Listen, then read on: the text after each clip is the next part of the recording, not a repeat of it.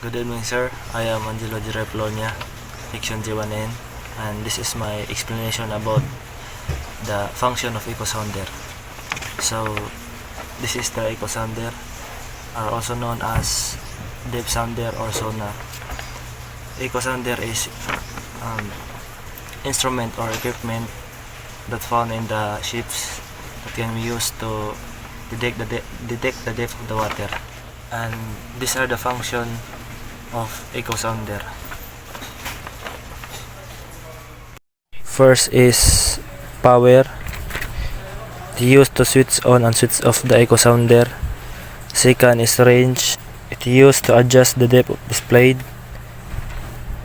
Mark, it used to mark depth significance.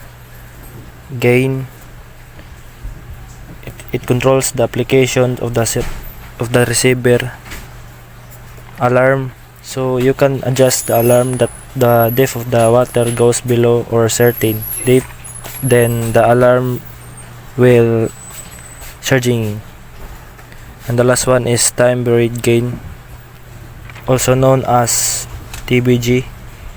TBG is used to compensate for the loss of signal strength as the sound waves travel through the water column and encounter different depth.